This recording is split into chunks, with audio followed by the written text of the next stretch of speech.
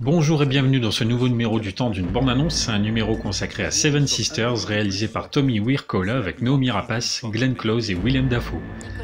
Pour pallier au problème de surpopulation, une loi est votée en faveur de la politique de l'enfant unique. En parallèle, les aliments sont modifiés génétiquement afin d'accroître la productivité. Mais l'effet secondaire est que cela augmente les naissances multiples. Karen Settman accouche alors de septuplés. Le point de départ du film est original. En s'appuyant sur un fait de société bien réel, il développe un point de vue extrême mettant les personnages du récit face à une situation impossible, donc intéressante dès lors où il ne s'agit que d'une fiction. De plus, l'ensemble est très bien mis en scène, l'univers est crédible, visuellement intéressant, les scènes d'action se montrent très dynamiques et efficaces comme lorsque le bureau débarque chez les Settman. Et pour ne rien gâcher, Noomi Rapace, qui incarne les 7 sœurs en question, se montre plus que remarquable vu la spécificité des personnalités et des affinités de chacune d'entre elles. Ce qui surprend un peu, c'est que l'histoire nous indique qu'en 30 ans de vie commune, une seule situation est mal tournée. Quelques éléments du scénario tendent donc vers une certaine facilité, et à partir du moment où Jodie se rend au bureau d'allocation des naissances, le film fonctionne un peu moins bien au fur et à mesure qu'il nous révèle la vérité.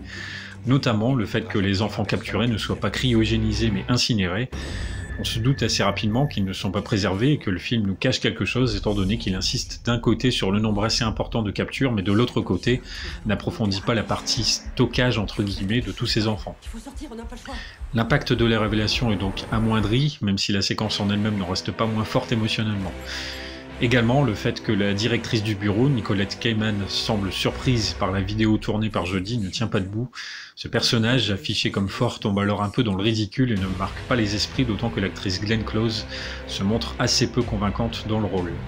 Idem pour Marwan Kenzari qui joue le rôle de Adrian Knowles, agent du bureau et petit ami de Lindy. Ces deux prestations font clairement pas le figure face à celle de Noomi Rapace.